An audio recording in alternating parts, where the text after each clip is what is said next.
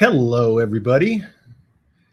It's going to be another great week. Mitch Jackson, TheShow.live. I'm waiting for Jennifer Hoverstad to join me. How's everybody doing? There is no green room with Huzza, but we will make it happen. So I can invite you, Jen, but let's see. You should be able to come in because you're a co-producer. Hello, Sue. It's good to see you. Hey, Matt. Always good to see you. Love what you guys are doing. Hello. There she is. How are you doing, Jen? I am great. How are you? I'm doing fantastic. Another beautiful day in paradise, you know? Agreed. So, and it feels like this, the setup is a bit different than last week. You mean through my mic or through Huzza? Through Huzza. It looks like they've just made some updates, maybe? Like the chat is now black with white text. I'll tell you, you're paying a lot more attention to the details than I am. Tyler just joined us. Tyler, we're going to bring you in about 8 to 10 minutes, so just sit tight.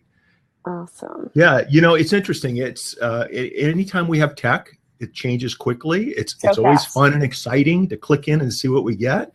But you know what's constant every single week, and that's you, Jennifer. I just really enjoy having you as a co-host on TheShow.live. And the other constant is we have great guests each and every week. So why don't we get started while people are coming in? Since we are live, there is no green room. We're using the Hootsuite.io platform. My name's Mitch Jackson. My co-host, Jennifer Hoverstad, and I enjoy bringing you social media and live streaming superstars, people that are using live video, live streaming, social video, whatever you want to call it, to make the world a better place, okay? To use it for marketing, to use it to embrace change, to use it to help educate and raise awareness as to whatever issues are important to us.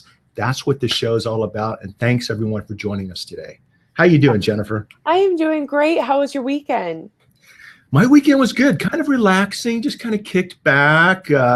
Got in a couple of runs, started a couple of blog posts, got a little flying in, you know, all good. Just pretty typical for me. How about you?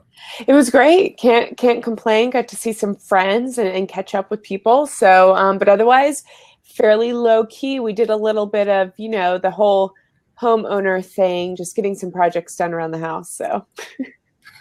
It sounds like we were both kind of busy doing stuff that we probably didn't want to do, but we have to do, right? I know. But, you know, Mitch, as you were mentioning right before your introduction there of the show, we do have some terrific guests coming up. And so those of you who are tuning in, Tyler Anderson is our guest today.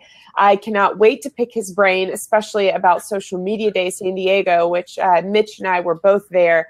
But next week, we have Janet Fouts on the show. We have Lauren Gaglioli coming up, as well as Dr. Michelle Druin. Chris Strub, a personal friend of both mine and Mitch's, coming up. Then, of course, Sunny Lenarduzzi, who we also saw at Social Media Day San Diego going into August. So quite the lineup over the next few weeks.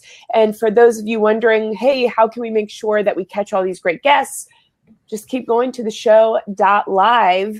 And you can follow everything there. We also have some terrific sponsors. Mitch, do you want to share one of our sponsors? I do. And, you know, I've shared over in the chat a list of upcoming guests, so you can see exactly who we're talking about and the link to TheShow.live. Just click there and not only RSVP for our upcoming guests, but check out some of our past shows. Yeah. We've had some really amazing shows. I would challenge any other show on live streaming to compare their guest list to who we've had on over the past, I don't know, how many months has it been now? Has it been? Since February. Since February. I mean, we've had some amazing people on the show. So, and then we've got, yeah, I was going to say, we got Big Nick over there. This is awesome. Just love seeing everybody. Couple of things. What I'd like to do is, first of all, give a shout out to Huzza.io for helping sponsor the show.live. We will be posting a couple of discount codes that will give you access to some substantial discounts with this particular platform. We had the Huzza co-founders on last week. That show is recorded, so check it out. But one of our sponsors that I'd like to give a shout out to today is rightside.co. Jennifer. And for those of you that are using the .com domains on the right side of the dot, that's great. They work. But if you want to separate yourself from everybody else, if you want to rise above all the noise and use like the .live domain that we have here at TheShow.live, check out rightside.co. They're the provider of premier. Wow, hang on. It's Monday. It's before lunch for you there. So. Monster is not a sponsor of the show, but I need it today. It's been a long one. Of premium.live domain names, you can go to rightside.co. We will be giving a discount code. You know what? We're going to give the discount code right now. Wow. Why not? Okay, use the special discount code. Right? If they put up with me and my stumbling through this, they deserve a discount code. Go to MGLIVE. MGLIVE. Use that as your discount code when you go to rightside.co, when you go to names.com to get your right side domain, like.ninja, like.live, and you'll get a special discount just for you and just for the viewers of the show.live. Absolutely. And then, of course, we'd be amiss without thanking our sponsor, Archon Mounts. And you know what? Archon has been top of mind for me this week because I finally received my dashboard mount from Archon Mounts. And not only is this device terrific for when I'm live streaming or when I'm traveling with my GoPro or with my phone, but man, that little mobile, the mini attachment for the dashboard has just been terrific for my GPS when I'm on the road. So Archon, of course, not only supports the show.live, but also supports making sure that we are not distracted driving and providing tools to prevent distracted driving. So you can go to Archon Mounts and support them and pick up a tool that may be useful for you, whether in the car or at home or with live streaming. I love it. Let's do this. Let's go ahead and I will invite Tyler Anderson in to join us on the show. And while I'm doing that, and we're learning this platform as you are. If there are buttons at the viewers end that allow you to share this on social, please share this out right now, and let's make this a very, very special event because Tyler is a very, very special person. So we're inviting. And I would also say too, we did this last week, but if you guys would take a few selfies and let us see who is in here, just kind of give us a little wave. Remember, this is like a new feature. Just send us a quick selfie so that way the three of us can see. Tyler, welcome. Let me give Tyler a quick introduction. Oh, wait, I can't hear Tyler. Can anybody else hear Tyler? Mitch, can you hear me? I can hear you now. Yes, okay. It sounds fantastic. Okay. Perfect. So Tyler is the founder of Casual Fridays out of San Diego. He is a social media marketing entrepreneur. He's a speaker. And of course, he's the host of the Social Media Social Hour podcast, which I believe Mitch was a guest on not too long ago. CEO and co-founder of founder of Casual Fridays. Also serves as the executive producer of Social Media Day San Diego, which Mitch and I thoroughly enjoyed this year. And he has worked with hundreds of brands, including hotels, resorts like Marriott, as well as the San Diego Tourism Authority and Jersey Mike's. So maybe a little bit of food benefit there as well. Not a bad brand to work with, but over 14 years of digital marketing experience. So Tyler, welcome to the show. We are so excited to have you on today. Well, Jen, Mitch, thanks for the invitation. I'm excited to be with you guys today. This should be fun. And this is my first time using Huzza too. So awesome. Yeah. And so we're all trying to kick the tires and figure it out together, Tyler. So if you have any questions, for example, one thing before we jump into the show is Jennifer mentioned selfies. Jennifer, just explain a little bit to our audience and to Tyler and me what you meant by that, because it's a pretty cool function. Yeah, and so it looks like the button has changed a little bit this week, but if you go to the bottom of the comments, you can see where it says selfie with a little camera, and let's see if I can take one. So I'm going to take one right now, and it tells me to go wild, so I'm waving in front, and now you guys can see it. It should show up on your screen. Oh, hold on, I have to send it. So you send the selfie, and there it is. Now it's showing up in our chat, so not only can everyone in the chat see the selfie, but the hosts get to see it for just a little bit longer, so we can put a name and a face together for the people that are active in the comments. So take a selfie, let us see who you are throughout the show. I love it. I love it. Here you ask if you can share it. I do see a little share button that allows you to either share it on Twitter or Facebook. And for me, when I did share it on Twitter. It actually opened up in a new tab, and so you can customize it. So there it is. Yeah. Interesting. And I noticed noticed it looks like lower right-hand corner there. I noticed that our very shy viewer, Mark from rightside.co, has already jumped on and shared his selfie. I'm seeing it in my admin. I don't know if the general public's. So Mark, it's good to see you too. Yeah, interesting. We have a different interface, Tyler, when you're producing as opposed to watching, which took me a while to figure out. I just got done listening to your podcast, Tyler, with Mike Byers, Azusa police officer Mike Byers. Fantastic podcast. I just shared the podcast and the link over on the right in the chat. Thank you for doing that. Very well done. And one of the reasons, Tyler, we wanted to bring you on, and in addition to everything you're doing with Social Media Day San Diego and being a leader on social media, flying around the country, representing clients from all over the world, doing what you do, is because of podcasts. And Nick's giving you a thumbs up right there. I don't know if you can see that. Because of podcasts that you're doing, just like the one you did with Mike Byers. And it turned out to be a very timely podcast. And one of the things that jumps out at me is all the people that you're interviewing, both on your podcast, both taking the stage at Social Media Day San Diego. You're exposed to a lot of industry leaders, not only around the country, but around the world when it comes to social and live streaming. Let's start right off. This is a live streaming program. It's about live streaming. What's jumped out at you based upon what you've heard from a guest on your podcast, or maybe a guest presenting from one of your stages concerning the live streaming industry? In other words, what do we need to pay attention to over the next 6 to 12 months? Because things change so fast in live streaming that maybe the general public's not aware of. Yeah, well, I mean, I think the one thing that just jumps out to me first and foremost is that there's, obviously there's just tons of platforms. Like, look at Huzza. I'd never even used this before. And even today, I think actually coming up in like 2 hours, our friend Joel Com, who is a speaker at Social Media Day, I believe he's testing out another platform. God, I can't remember what it is off the top of my head, but you guys might have saw it too. But he's testing out another one. Of course, a lot of people are looking for alternatives to Blab. What was crazy to me is from Social Media Day San Diego, a year ago, Brian Fanzo was on our stage, and he was also back again this past year. But a year ago when he was there, we were just talking about, okay, is it going to be Periscope or Meerkat? And then that was literally not even like 10 months go by. And now all of a sudden, Facebook had just kind of leaped into the leading platform of choice. And I don't think Facebook's going to go anywhere. We know YouTube Live's now out there. Twitter's slowly integrating Periscope more with the platform. And some of the projections are about a year from now that Periscope won't even be called Periscope. It'll just be Twitter Live of some sort, and it'll be integrated with the platform. I think the thing that just jumps out is it's continuously evolving, and you just got, you can't get overwhelmed with it. You got to do what works for you. And if you like Periscope, if you're comfortable with that, that's great. Just because Facebook Live might be getting some more traction doesn't mean you have to go there. If you're getting a lot of your audience on Periscope, that's great. There's still some people saying like, well, I don't want to give up on Blab yet. Well, you don't have to give up on Blab yet.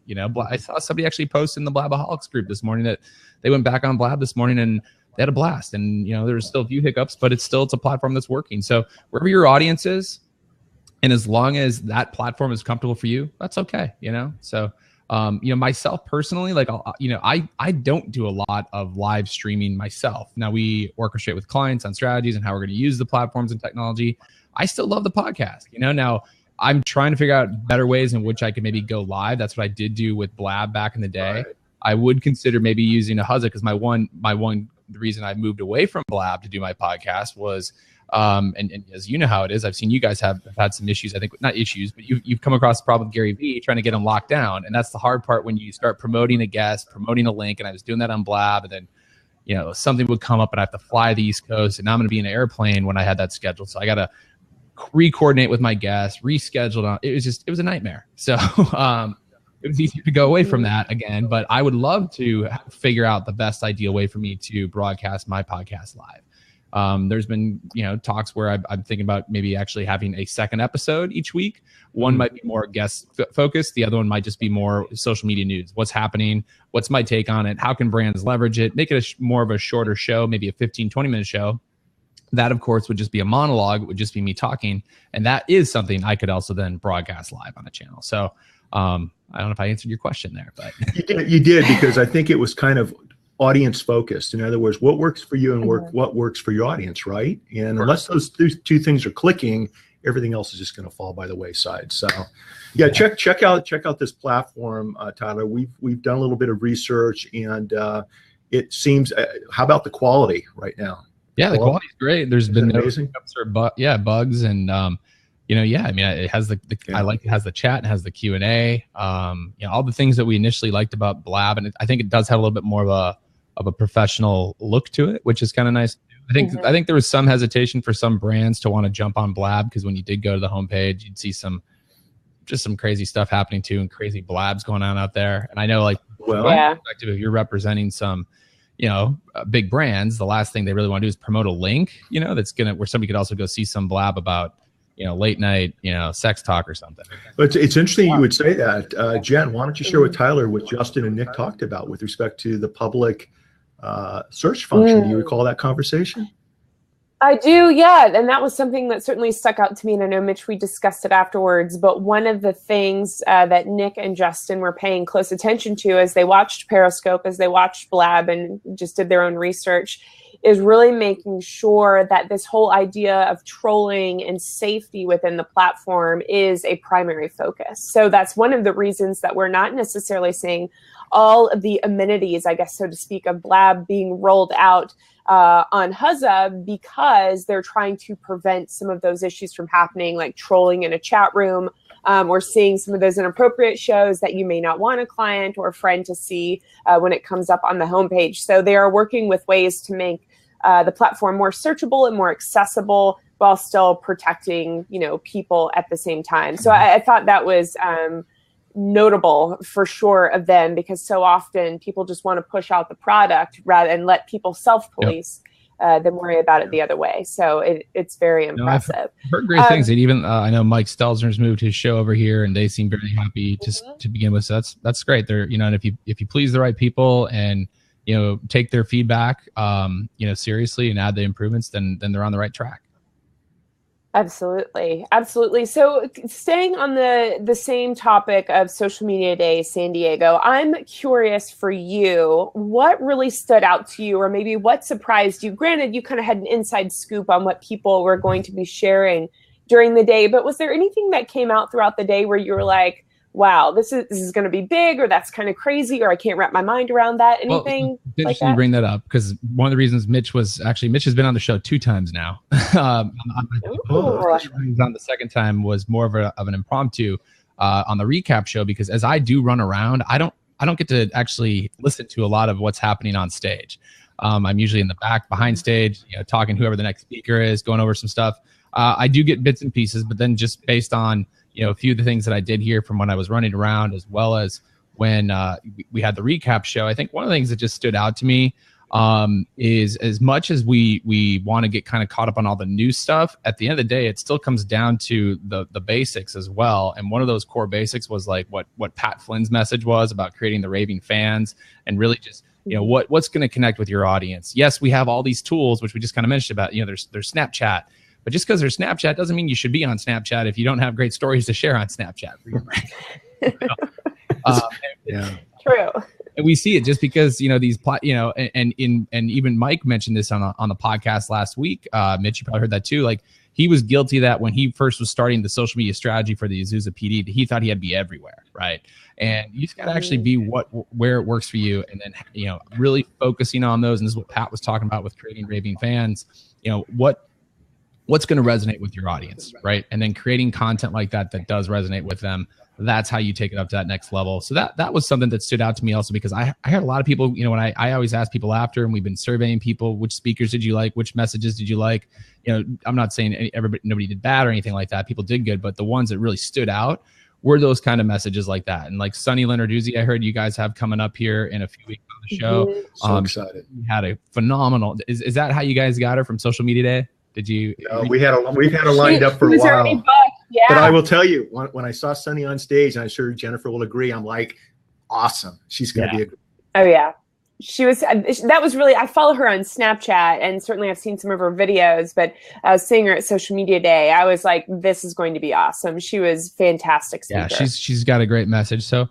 I mean, a lot of it stood out to me. And even like, Joel Comm, like his whole message too was really a great, opening keynote for that day, because I think a lot of people struggle with live streaming and what they can do about it. And I loved how he gave actionable ways on how real businesses could do it. I think sometimes people look and they see the marketers doing it, the online marketers using these tools, but they sometimes struggle with, okay, well, how, if we're a retail business, like how would we really use, live streaming, or how would we use Facebook Live? And he was providing some of those actionable takeaways, which I thought was great too. Mm-hmm. It's interesting, Tyler, when I was down at Social Media Day San Diego, great job, by the way. And for those of you that didn't make it, if Tyler has this event next year, make sure you make it, because it was well worth our time, I think, Jen. Wouldn't you agree? Oh, hey, I flew out from the East Coast, and I would definitely say it was worth my time. It was worth the money. It was jam-packed. It was everything into one day that a lot of conferences try to give you over 3 or 4 days. So it was fantastic. It is.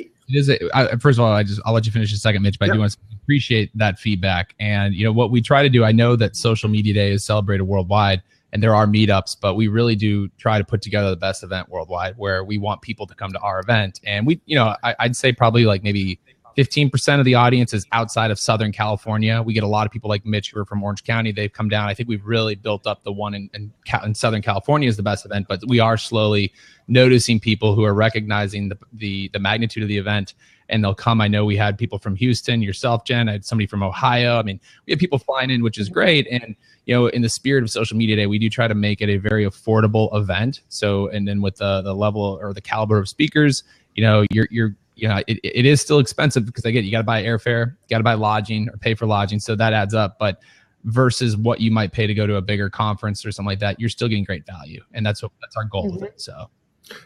Absolutely. I brought my daughter down, and she had a chance to meet a lot of friends and listen to the presentations from the stage. And on our way home, we talked about it, Tyler. And one of the takeaways leads into the question that I think Matt Crane asked, which I'm going to try to bring up just to test out the platform. And it's a great question.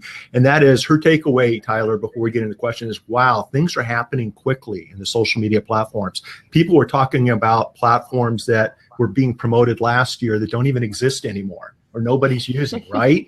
And what I'd like to caution people about is, just having been in business for 30 years, I've watched things changed often. Just because something's the hot flavor of the day doesn't make it something you want to invest your time and attention in necessarily with your business resources. In other words, take a step back and try to separate the hype from the value to your clients, your customers, and to your business.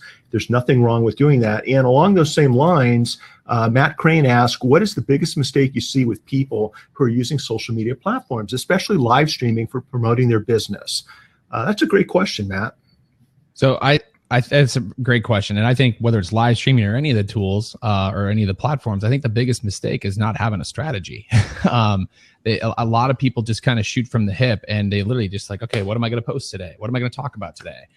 Without actually mapping it out and thinking it through. And I totally understand the value of real-time content and having those opportunities to jump in. But at the end of the day, if you actually think through a strategy, what you'll find a lot of times is you can actually repurpose, reuse a lot of your content and make it more of an appropriate format for a different channel. So for example, like let's just use the live streaming. Say you're going to do that. Well, instead of just going live, you guys do this great with your show. You're promoting ahead of time, and this is actually a term I'm going to pull from my radio days. We would call it appointment setting, right? So you hear it all the time, like coming up in 20 minutes, we got so-and-so, that's what they would do on the talk radio formats, or coming on the bottom of the hour, we have so-and-so. That's appointment setting. You're telling your listeners what's going to happen. So instead of just going live, just because you can go live on your phone, tell your audience, hey, this Friday at 4 o'clock, we're going to go live to do this, kind of promote that ahead of time to bring some of them over there. So you're promoting ahead of time. You're doing that appointment setting. You might go live for, let's just say it's your business of some sort.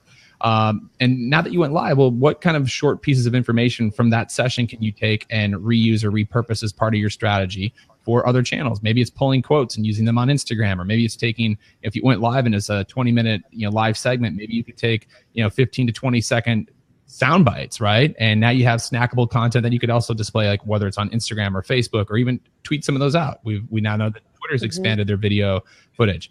Where I see other people, when we talk about repurposing and reusing content, it's not taking the exact same live video, downloading it, putting the whole entire thing everywhere, posting it. You know, it's the same content. So just kind of, you know, repurposing and splicing it up and making it more snackable. I think that's part of it. But just having that strategy, how does it tie in? What's appropriate for your audience? If for some brands and businesses, your Snapchat audience might be entirely different than who's following you on Facebook or Twitter. So how can you tailor and customize that content to each audience? That's probably the biggest mistake I see people making. It takes so much time, though. It does. I mean, you and Officer Byers talked about that, and about native posting versus using some of the social media platforms. Yep. And maybe you could just share with the audience your thoughts on what the two of you talked about, the issues involved, what that means, because I think it's a big deal. I'm guilty of posting the same content on multiple platforms. For me, it has more to do with time issues for what I do with a living.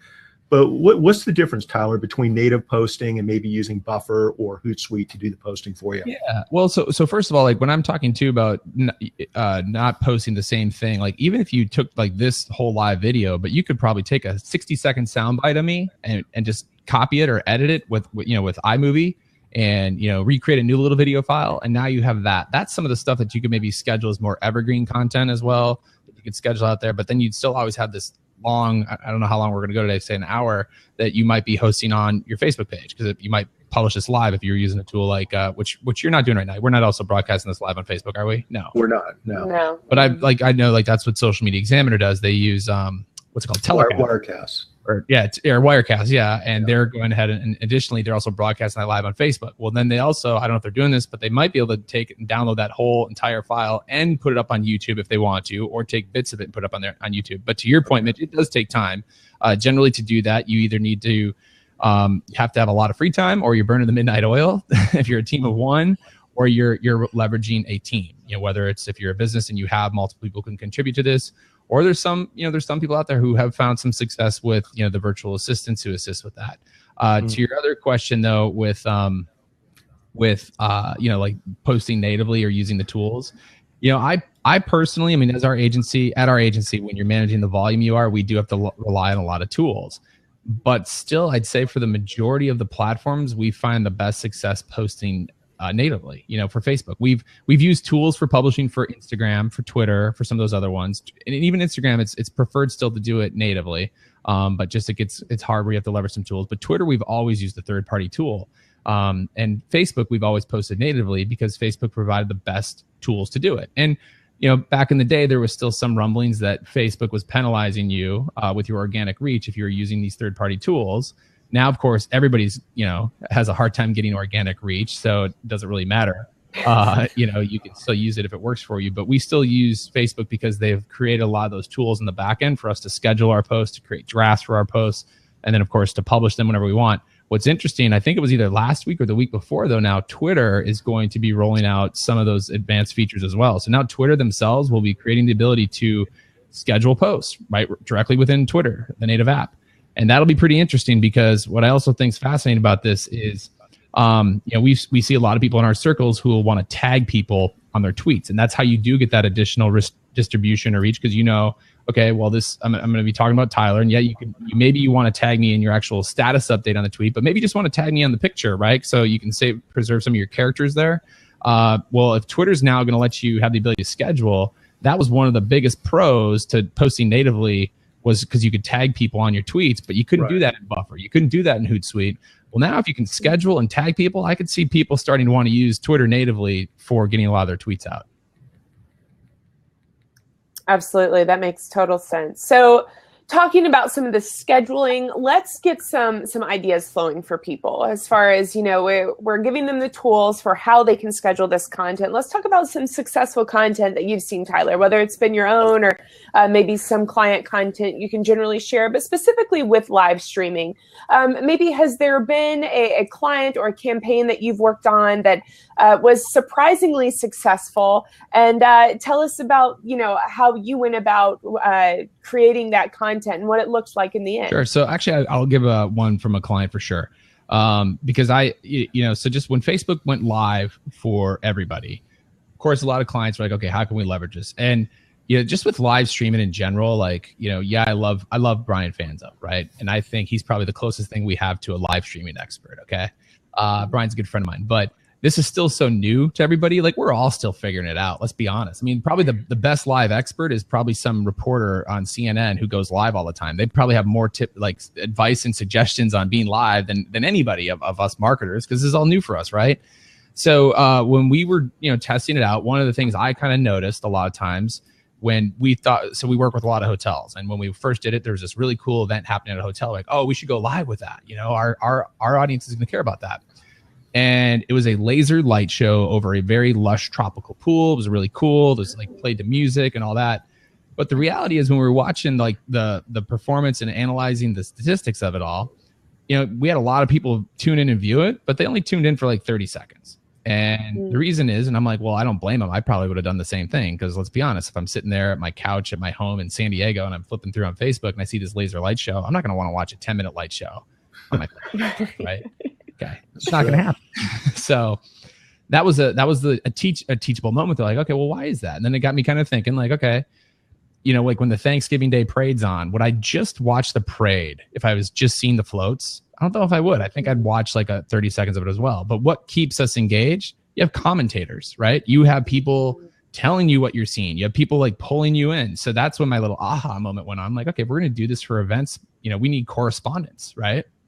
So you guys saw the ballroom that we had Social Media San Diego in.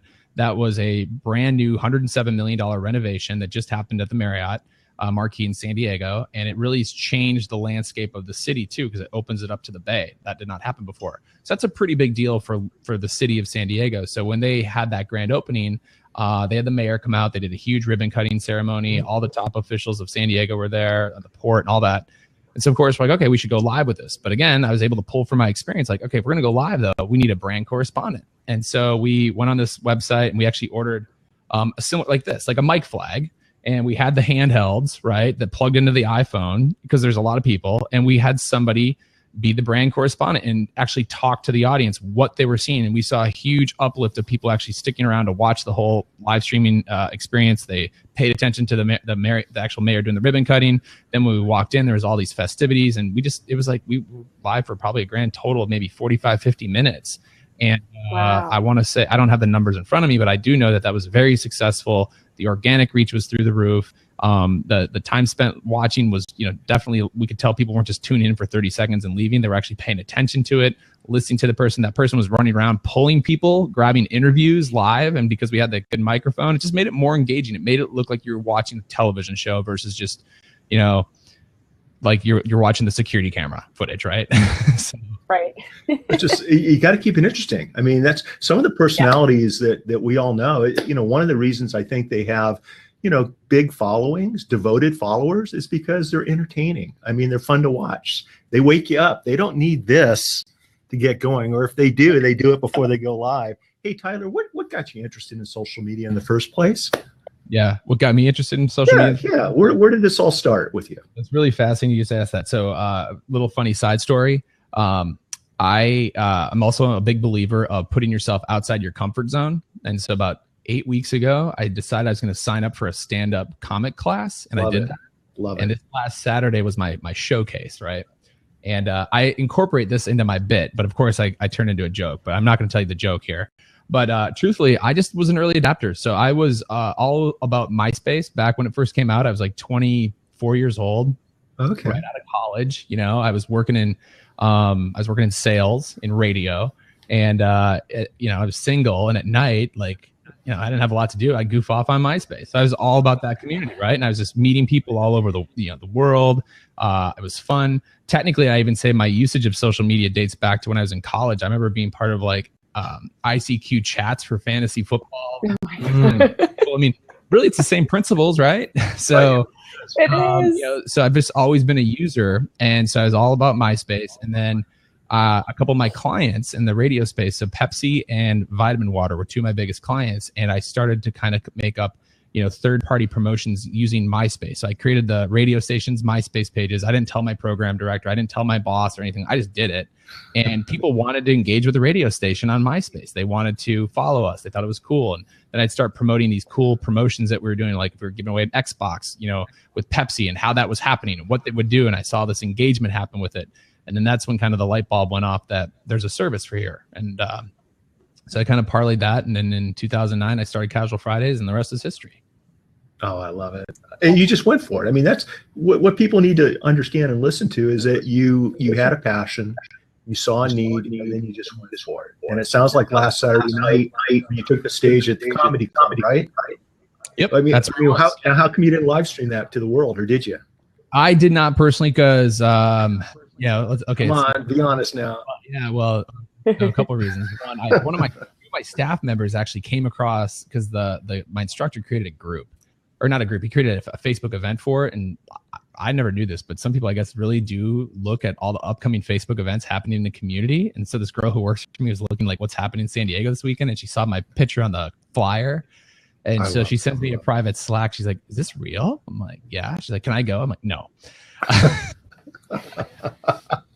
That's also why I did not live stream it. It's comedy. I'm sure if anybody's been to a live comedy show, there's some distasteful things said. Not that my bit was, for the most part, I'd say it was like maybe a PG-13, but some of the guys in my class were definitely rated R. So congratulations for giving it a shot. That's exciting. No, you know what? It was really fun. I enjoyed it. I obviously spoke on stage before. I've been in front of crowds, 500, 600 people, but this was like a room of like maybe 75 people, and to be there where you're trying to make them laugh, that's intense. Like, that's pretty cool. Yeah. So that was fun, but I had a lot of fun, and I don't know. I told my wife, maybe I have a new hobby. I might try to hit up some more of the open mics now. We'll see. So there you go. Well, I think any reference to ICQ should at least make someone smile and giggle, because I have not thought about that in years. Yeah. So that's awesome. Now, really quick on the whole comedy thing, though, what we were totally instructed not to do was to change our bit. So like, you kind of pull through, you develop your character and all that. And we worked in this for like 6 weeks, and I pulled a wild card though, and I told my coach, I'm like, "Dude, I'm adding a joke or two, and you haven't seen this yet." And he's like, "Well, I'm not a big fan of that." I'm like, "Yeah, but it's so timely." So fortunately, what I love about our industry, there's always just new things, So of course, I had to bring in some Pokemon Go last week, and it actually got a great laugh, so it was good. So it was timely. Yeah. Well, good. So you're reading my mind here. Let's go there, Pokemon Go, and talk. I mean, in the sense of, while it may not be live streaming, someone is actually on camera. Certainly, there is live interaction going on within the game.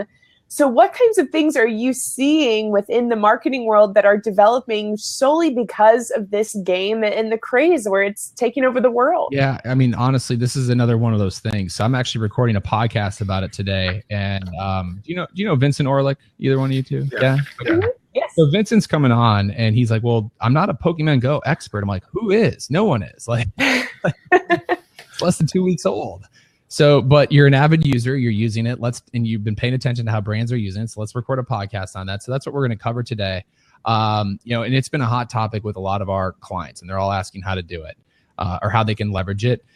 Just my initial reactions. I think some of the stuff I've read out there, and what I've seen like, some headlines that I think are maybe skewed a little. They're like, businesses are having smashing success with Pokemon Go, which I don't know if that's necessarily true, because I'll give you two real examples. So last Monday, a week ago today, I was in Miami, and I was getting ready to fly back.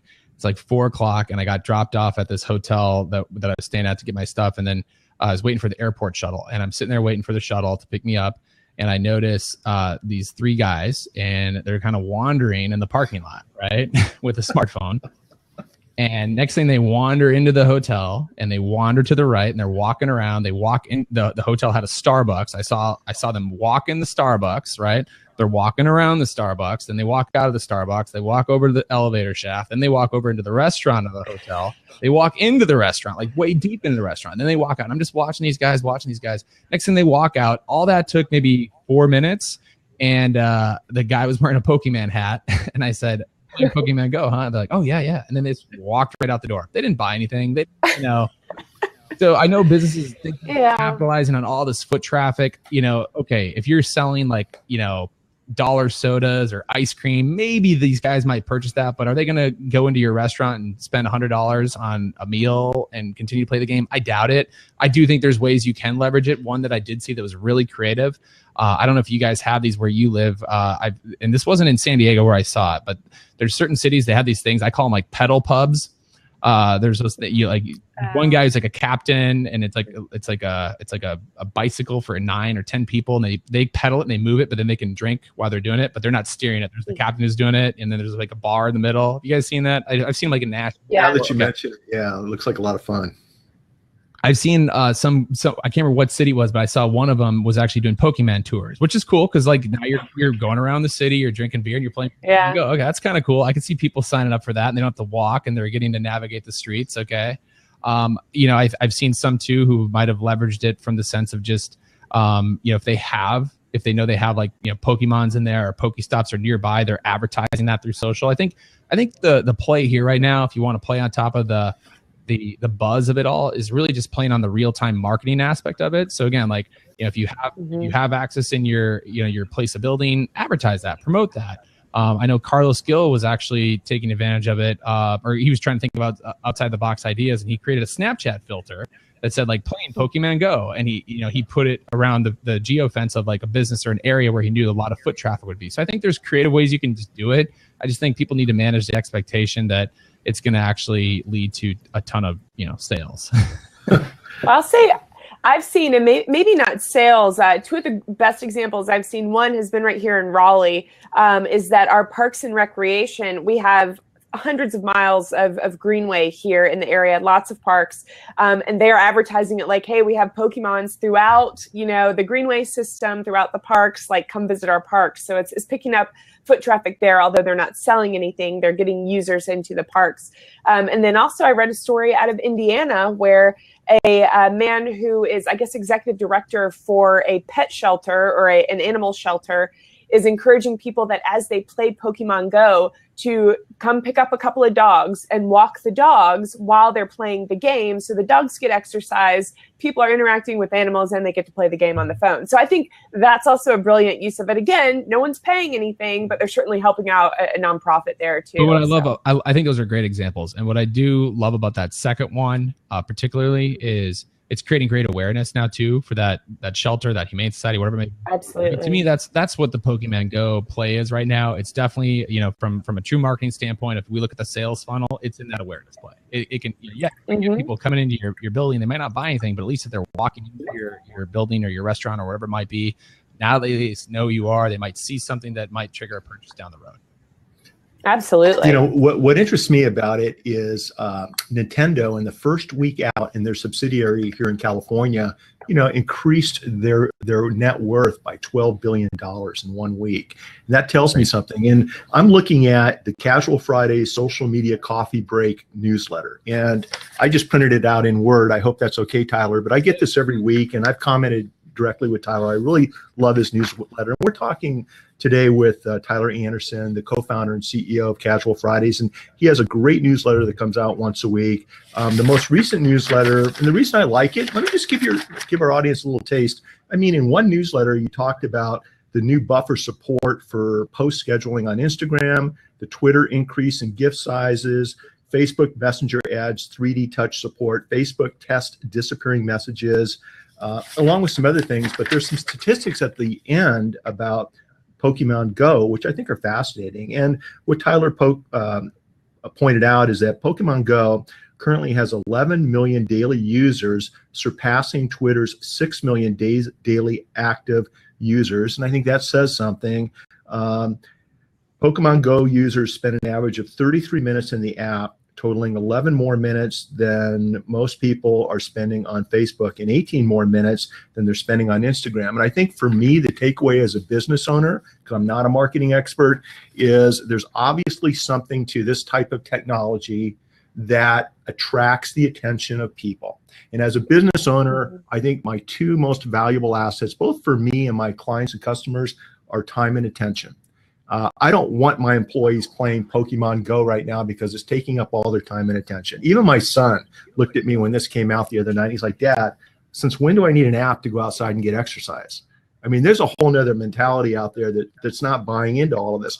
But the takeaway is there's something here that our society is finding a high level of interest in.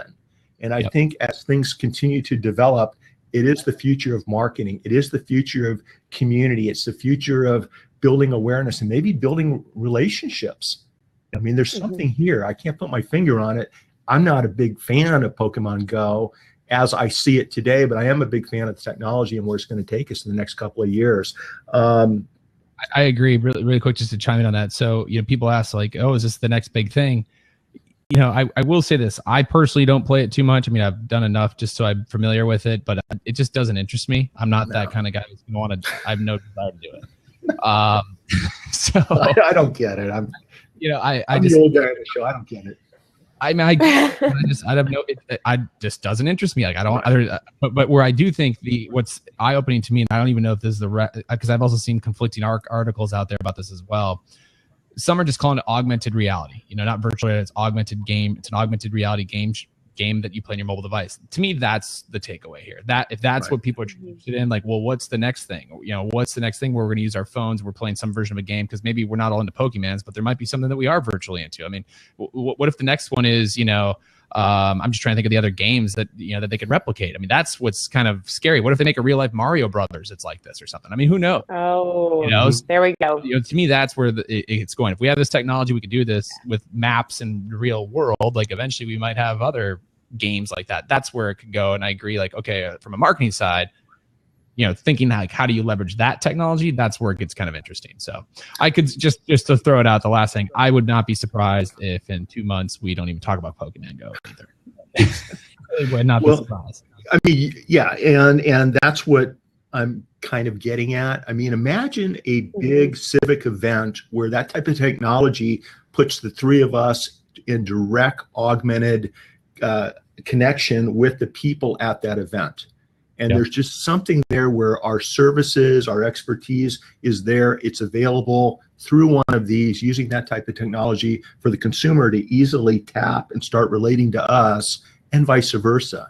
I mean, there's something there, because getting people to get in their car and come to your office or to Jen's office, or Tyler, I know you do a lot of traveling. That's not the best use of your time. I mean, there's nothing like eye to eye, rubbing skin with somebody. I get that. That's the way human beings connect. But there may be a more effective way in the future using this type of early gaming technology that we can take into the business platforms. And along those same lines, Tyler, when you sit down with a new client and they're asking you questions about rolling out a social media marketing or relationship building type of plan, how much emphasis do you put on using mobile devices or incorporating mobile into the recommendations that you make? Is it more focused on what the client needs and wants, or do you feel like it's your job to explain to them how important mobile is in today's marketing and relationship building efforts? Kind of both. So first of all, sales 101, it's always about your client first and foremost, right? Because if you have to show that you're listening to what their wants and needs are. Now, that being said, sometimes they don't necessarily know what their needs are, and it's up to you to kind of uncover that. But generally most industries, and then it's also looking at, well, what's your target consumer look like? And then when you do that makeup and really kind of build out that avatar of who that target consumer is, to your point, Mitch, probably 95% of them though, this is how you're going to reach them, is that mobile device. And so you'd be surprised how many clients, even to this day, how a lot of them have bad, mobile websites, which is so sad, because that's the first point of entry. Like that's your storefront. Nobody's going to drive to your store. Like it's a digital storefront. And it just blows my mind how many, because again, I started this business in 2009, and we were preaching this by 2011 and 12 that you need to have a good mobile responsive website. And now it's 2016, and there's still a lot of businesses who have poor experiences or poor user experiences on their mobile websites. And so definitely though, that's, even like with Facebook, I can't tell you how many times when someone wants to, I'm sure other agency owners can, or consultants can relate to this one. People will maybe hire you, you build out a strategy, you're creating content, you're helping publish content, you're running all their Facebook ads. You can show them all the successes in the world, but they still, whenever they want to measure your performance a lot of times, and these are for maybe people who aren't totally savvy, they'll go to like facebook.com/business name, they'll go to the page and they'll just want to look at the activity. They'll want to see what you posted recently, right? And they want to look at how the page looks on your page. Well, we all know that 99.999% of our users who are using Facebook to connect with a brand are not connecting with us on the Facebook page of that business. They're connecting in their newsfeed. Like, you got to get in their newsfeed. That's really what it comes down to. And it's how does that post display and appear in the news feed? What's the call to action? What's the copy looking like? They're not going to sit there and go, wow, well, this business posted their last 3 posts are this. I'm going to evaluate them that way because their last 3 posts were this on their page. Nobody does it that way because it's all on the mobile device. And I used to, there's a term I used to use all the time. I call it thumb stopping content because we're just sitting there and swiping and swiping and swiping. You want to have that thumb stopping content that's going to get people to stop. Even if they don't engage with it, at least read it, acknowledge it. We know that the way that the Facebook algorithm is, like, they're still detecting that. They're still indexing that activity, even if you don't engage with something. But if they actually, like, Facebook knows if I'm scrolling through and just blowing past content that I don't care about and say I stop on a post that Jen has, even if I don't engage with it, they know that I was consuming that content. Now they're indexing me to be more apt to, want to check out Jen's content in the future. That's crazy. So, and absolutely, we know that it's going to work for Instagram now with their algorithm. I'm sure Twitter's rolled out their algorithm too. I'm sure there's some similar technology. I mean, everything has an algorithm now, right? So everything does. So, Jen, Jen, do you have a question for Trevor? No, go right ahead. If you're following up, go right ahead. It's not really a follow-up as much as along those same lines, Tyler, what I'm noticing, and, I've been active online since 96 with a website and doing my lawyer stuff, but over the last 5, 6, 7 years, very active on social. And it's given me a new perspective on interacting with other people, on taking what people are telling me with a grain of salt. Marketing experts that come to me and say, hey, your law firm should be doing this, this, and this. And I have to take a step back and I'm like, why, and why? Based upon, your newsletter and things that you say and Jen says. How important is it for the average consumer to do their due diligence with respect to the advice that they're getting, with respect to the live streaming platforms they're thinking about using? And I bring this up because one of the questions that were asked was, do you look at the terms of service agreements carefully before diving into a live streaming platform?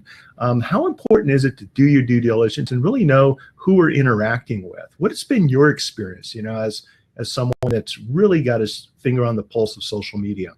Well, I think it's definitely important to do your due diligence on what just even for a perfect example is look at like when Pokemon Go launched last week, and I was guilty of this. I just assumed, oh, I'm fine to go ahead and give my Google login credentials, right?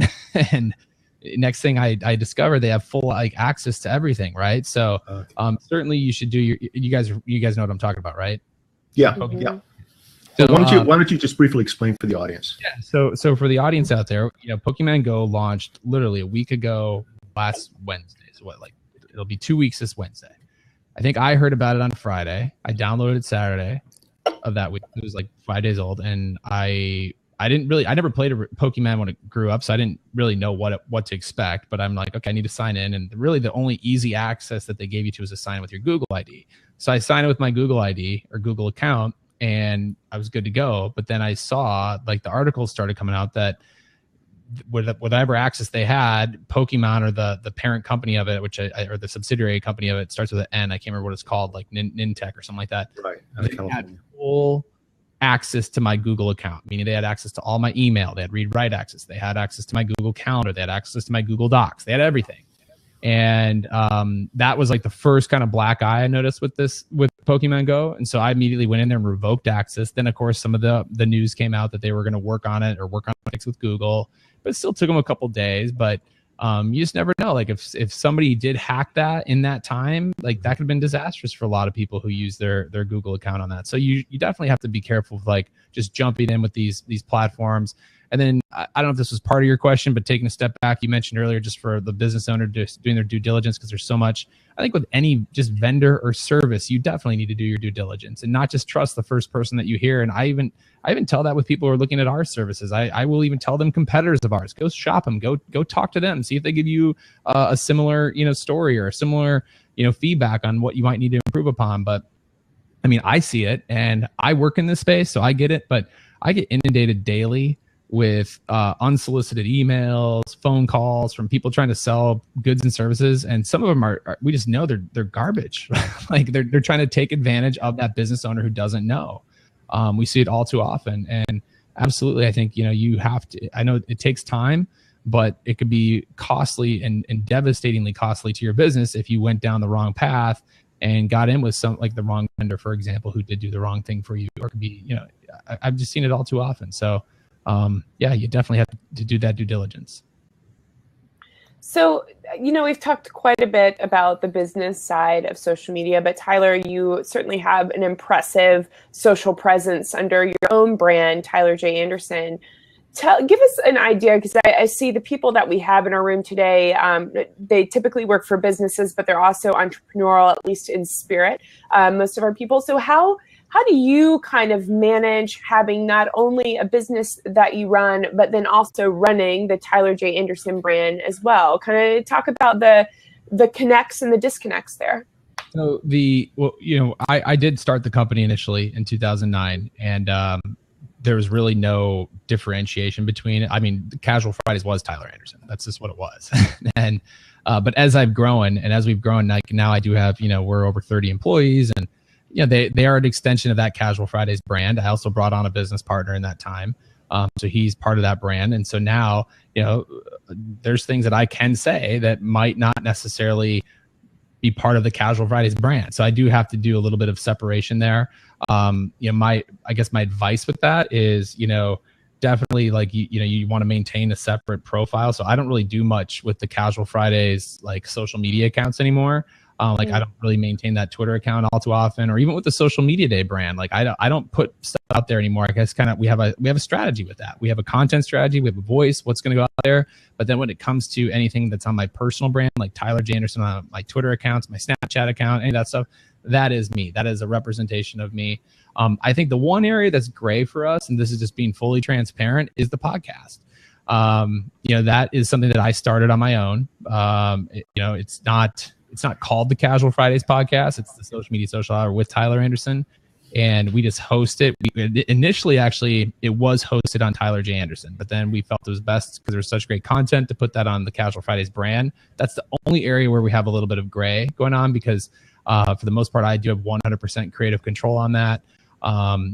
We haven't had anything too controversial, but like last week's podcast, for example, like some people maybe could have seen a little bit controversial, and to bring on a policeman a week after all that stuff that had happened in Dallas. And but that was important to me. Like that was really personally important to me to move forward with that and to get Mike on there. And I have a lot of friends and close family who are in law enforcement. So for me, I absolutely 100% want to move forward with that. So that's the only probably great. And you kept the conversation also towards how Mike's using it with the Azusa Police Department to build relationships with the community. Yep. And I thought it was fascinating. I really enjoy the podcast very, very much.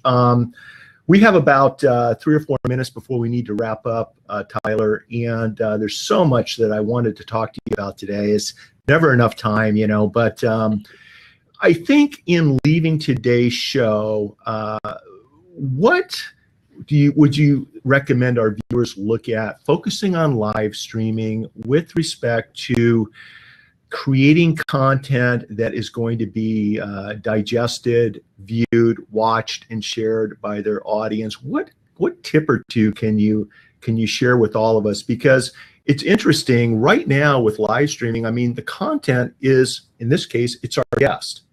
Okay, it's what we talk about. It's a Q&A, but it's our guest.